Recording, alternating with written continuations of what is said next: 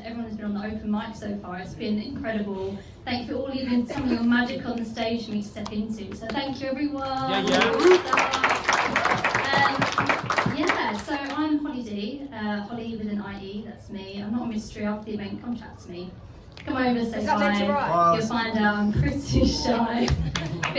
We're alone up until 101 from the rise to the setting of the sun. And once we conversate for the life you'll have a mate, because I'm the kind of person that believes in synchronicities and fate. I'm only 5'2", now that may seem short to you, but when I'm on stage, my energy reaches higher than my height, so my body can't contain this warrior spirit light. Now, I'm from Essex. People don't often believe it. Some can't even conceive it. I find the only way is Essex or Towie has left me trying hard to change the way people perceive it. You see, I often get you don't look or sound like a typical Essex girl. And everyone's familiar with the phrase, yeah? Essex girl? If you're not, just Google it, you'll find a derogatory definition. So no, I'm not a typical Essex girl because one, I'm actually a woman. Two, it's only an accent. Yes, I pronounce my T's, CH's. We're not all loose or thick. We're actually pretty witty, intelligent, and we don't miss a trick. We don't all fake tan. Yes, I'm pale. Just because you've seen it on TV doesn't mean we're all automatically a fan. Many of us, we actually earn our own money and we don't rely on a man. I wear baggy clothes for comfort and so I don't get harassed when I'm walking down the street, and I'm here to spin a radical Women of Essex narrative for all the new people I meet. I'm the kind of person that likes to stop and talk to strangers or help if someone's lost. If I can afford and you happen to be short, I will happily cover the cost. I'm a dreamer. I like to dance down the aisle in Tesco like it's my own private disco. I make to-do lists a lot. I don't follow the news, it gives me the blues, and to be honest, I have my very own thoughts and views, but if you're looking for a healthy debate, I'm open and happy to accommodate. I'm often late. Now, only to social events, never to work, and I've always found that a little berserk, but I guess that's anxiety for you. You see, I get imposter syndrome. To be honest, that's the reason why I'm early. The irony is I'm my most authentic when I'm late. The truth is I can struggle to balance everything on my plate. I still sleep with the light on because I get nightmares. I'll choose swings over roller coasters at bum fairs. I'm dogs over cats. I won't kill spiders or gnats. I'm known for my smile. Although I often hide behind it. If you look deep enough into my eyes, there's a sadness, you'll find it. But I love love. I love hard. I love like the sun. I love to shine my positivity on everyone. I'm known to stop and stare at the moon. I always drink hot chocolate way too soon. I get excited. I love to watch the bees, birds nesting in trees. I binge watch documentaries until I believe I could teach the subject. I love a good garage rave, but I also know every single song from Rent the musical. It's my absolute fave. I really enjoy sitting in a theatre, crying with strangers, then crying with laughter with a friend. I want my soul to feel full and nourished right up until my end. That's why I walk in the rain without an umbrella. I'm known to steal fortune teller. I'm an Aries. I'm ride or die, all or nothing. Big off my phone, I'm the life of the party when I'm in my zone. You won't get me off that dance floor. And I'll often spend at least 2 days in bed, questioning what the hell life is really for. But I'm generally happy-go-lucky. If it sings to my highest enjoyment, I'll give it a go as a form of employment. I've danced my soul, tried stunts for the thrill, would read script and chill. You can see me on the TV, watching on the stage. Now I'm scribbling poets' notes down page after page because my current vocation is manifestation. I said, my current vocation is manifestation because creativity is like breathing. I don't know if it will gone. This ease will become a dis-ease, so I make sure I take a daily dose of hope and write. Here I've got beats, bars and metaphors, but I don't do it just for the clicks and the applause. Although, if you like it, click and applause, obviously. I have to write. I need to write. When I'm happy, when I fret, I feel the need to write for people I haven't even met, and I'm saving all these stories like I'm paying off a debt, but it's a debt I'm happy to pay. If I can connect with just one person, it improves her day. So I don't feel so alone on this crazy planet we all call home. I'm Hollie. I'm a human being human. What I really am is this beam of light, a warrior spirit in human form, fighting the good fights. And I love meeting other beings, being human, who know they're human beings. It's not often, but when it happens, it's magical. I mean, have you ever been alone in a crowded room and someone's there with you? You connect. Their energy pulls out your light. They make you shine bright. If only our third eyes were open, it would be a magnificent sight. I'm Hollie Dee. That's Hollie with an IE. Come over, say hi. Who knows what creative sparks might fly. Thank you so much.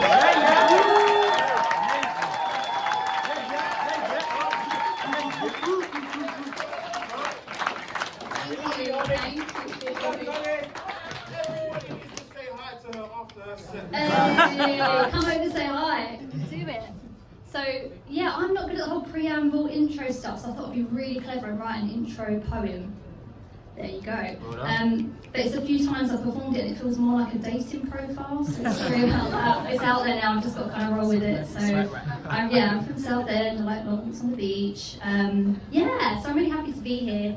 BYOB is pretty special, as Rohan said. I met so many people from the poetry community on this platform, but it was all on Zoom back then when we all saw everyone in little boxes. So yeah, I'm super grateful because if it wasn't for Soft Spoken, this platform and a couple of others that I found during lockdown, I wouldn't actually be here sharing my story, sharing my craft. And yeah, I've made some amazing friends in the process, so what more could I ask for? So yeah, I'm feeling really grateful. I wanted to share the first piece I ever wrote, if that's okay with everyone. You up for that? Yeah, I started writing in 2010, so this is like an old poem. Still pretty relevant. Yeah, I got into like mental health poetry to start off with, so this is a mental health inspired piece. It's called Laptop. No pressure, no pressure. My dad bought me a laptop. Now, I don't mean to sound ungrateful, honestly, this gift is sensational and it will really help me with work, research, and I can download soon. Is it too soon to assume I'll get more than one email from you like I usually do? Just to reiterate, that's one a year, by the way, and after everything, you'd be surprised he doesn't have more to say. Look, I understand your reflection, gifts are his way of showing his affection, so as a benchmark, this laptop is incredible upon reflection. In retrospection, the value of this gift compared with his face-to-face time, now that's priceless. Because I'd rather sit over a coffee and talk about solving a world crisis, but thanks, it's nice this. It's strange, I used to be the apple of my dad's eye, now I have a stronger connection to my unstable Wi-Fi. I mean, he doesn't even have to call, I'll be happy with a text. Do you know what, let me give you some more father-daughter context. So my dad bought me this laptop, a brand new Mac, up-to-date software, all bells and whistles, it was wrapped in tissues. I think he thought it would solve all our issues. You see, he up to left one day, then 7 years of wondering if it was our undoing, he comes back. Only after my brother's diagnosed with a tumour, which you heard through a rumour, doesn't call but decides from its heroic appearance. So after this brief autobiography of his new life and surprise, new wife, I didn't know whether to hug him or shout. The little girl inside me stood conflicted. My mum point blank screamed at him and threatened to kill him if he didn't get out. It was the perfect family brawl in the hospital hall, blocking the exit sign, a scene worthy of any EastEnders storyline. And it certainly was a scene I didn't foresee when he said he wanted to see my brother and me try again as a family. And we did for a while. We would sit opposite each other, my brother between us in his hospital bed together, trying to decipher what the oncologist just said, joking about how he still had a bald head and how he would visit me and nod we'd go for drinks in the net. Then a few months later, my brother got discharged because he was doing so much better and nothing, not even a letter. All those years spent trying to fix what had been broken, make sense of words left unspoken, his footsteps in my sand were slowly being washed away. He didn't realise it, but for me, healing had really been at play. He came back too soon, leaving behind his footsteps on my new moon, but this time I don't have any tears left to wash them away, so I guess I'll just have to stick him back on repeat and press play. My dad bought me a laptop. I don't mean to sound ungrateful, this gift is sensational, but he never gave it to me. He sent it through the post. Thank you.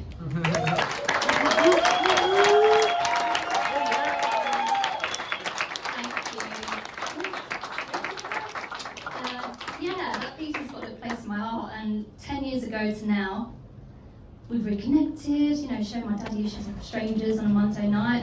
Yeah, I think poetry is just such an amazing tool for healing, for getting everything out of your head, things that spin. It's just such a great thing to do. So yeah, whenever you're feeling down or you're just confused, take your pen out and just scribble, just free write. Yeah, so I wanted to do one more really small mental health inspired piece. It's a shame Akkor's not here. Akkor actually sent me this last year. It was like a prompt. And I don't do prompt writing. I'm like, don't write on demand. But I thought I'd give it a go, and this was the piece that I wrote. The prompt was, I'm learning to draw an angel, and this was what came from it. I'm learning to draw an angel with the power of my mind. I've waited too long to find a feeling of being aligned. I wish I could see through this Venetian blind. Instead it feels like a contract I've signed with the devil who sits on my shoulder. Say it again. I'm learning to draw an angel with the power of my mind. I've waited too long to find a feeling of being aligned. I wish I could see through this Venetian blind. Instead it feels like a contract I've signed with the devil who sits on my shoulder. I want an angel to help me with this pain and this devil that whispers at me again and again. This depression feels like a ball and chain. I feel like I'm actually going insane.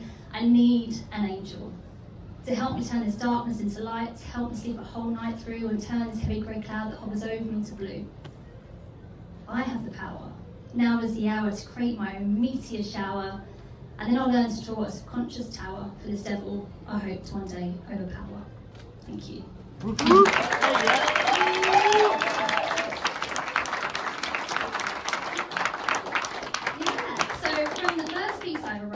To a random little piece in the middle. I want to do something I've written more recently. Are you up for some political poetry? Hell yeah! Okay, so I wrote this piece maybe end of last year. Again, just I was frustrated at the world, inequality, the 1%. So I wrote this piece. They're all my own thoughts, views, feelings. I hope you enjoy it, if that's the right thing to ask. This piece is called Policing.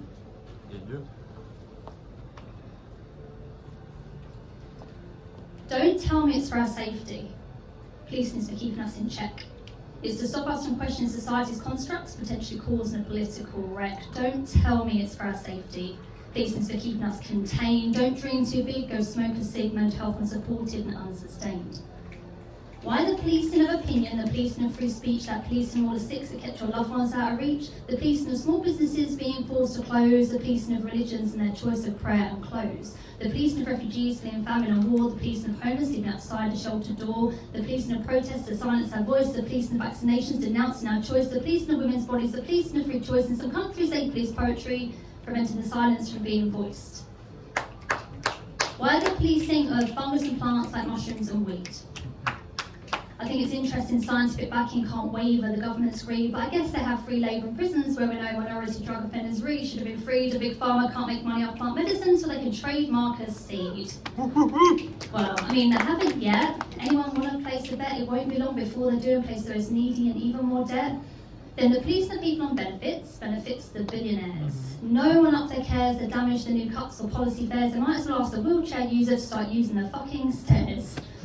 Because policing doesn't touch those with money. They're too busy protecting and lining each other's pockets. They hope those consumerism rose-tinted glasses keep a blinkered eyes in their sockets. Why are they keeping the rules lax and not policing the billionaire's tax? When they'll continuously review and cut my brother's disability benefits, let my friend struggle nurse for a minimum wage, they screwed over my mates during COVID who will work self-employed on the stage. And what stage is Branson and Bezos at with their rocket race to space?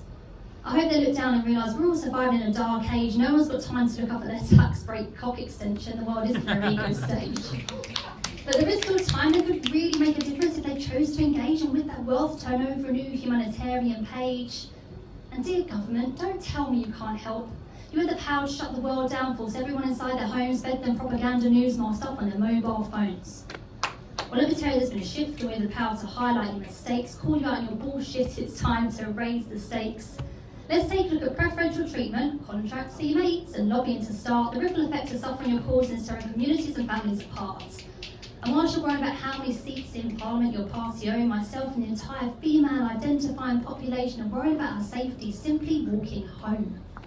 The problem is you set that bar high for abusing your patriarchal power. Now some of the police are following your example, and it's even a taste that's pretty sour. Monkey see, monkey do. Corruption makes me think of you. Your government is in a state. We've got royals bailing out a mate. Women killed by men makes me cry as people in power continuously lie. Climate crisis at an all-time high. There's more and more chemtrails up in the sky and billions of animals are farmed only to die. Then there's plastic polluting all the seas, deforestation killing all our trees, poisonous chemicals annihilating the bees, all because you want to up your profit and your fees. Jeez. Review your policing, please. Thank you.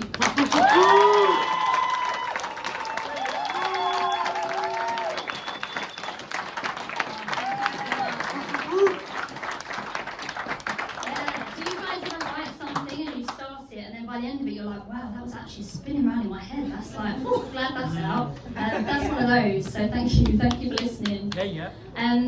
So I'm going to come into my last piece. If you've enjoyed what you've heard, you can follow me at holliedee.poetry.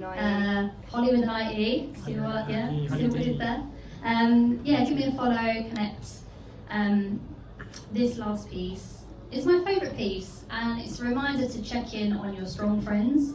And if you're like, I don't know who my strong friend is, it's probably because it's you, you're the strong friend, so check in on yourself. Yeah, this piece is called Glue. Yay.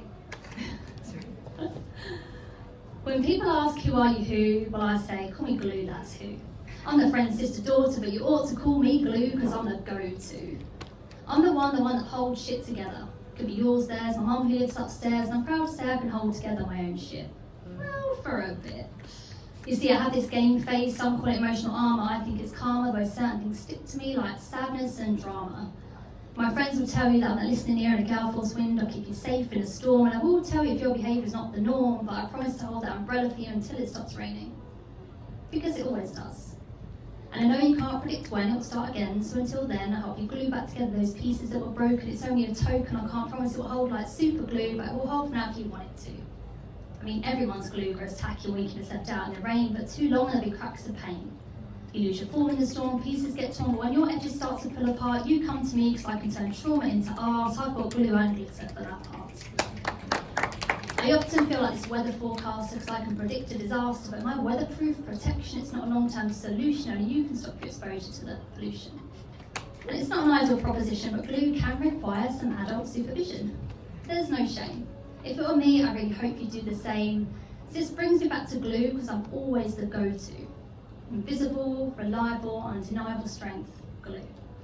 Just as hospitals use glue to seal our wounds, I'll seal that tear on your cheek with a kiss. I'll wrap my arms around you in fragile tape and help you hold it together, even though I know when I leave, you're going to go straight back out into that weather, and I have to tell myself your hurricane can't last ever. But it hurts watching. So to all you out there who care and identify as glue, I salute you, whichever side of that forecast you stick to, because many of us were actually hiding behind a lipstick, sticking a smile on a face of prick stick, and if you sound you're short of a picnic, your family at home are taking the mick, your boss at work is acting prick, you're following social media, it's making you sick, but when you share a glue with each other, that's the trick. I just hope this message will stick. Because everything runs out, even glue. But just because your edges started to peel away, that's not to say everything you've achieved up to now isn't okay. You just need a reapplication, be it a weekend vacation, hot chocolate in a mug, your best friend's hug. But remember this. Whether you're feeling sad, ill, or you simply want to chill, you come to me for your refill. Thank you.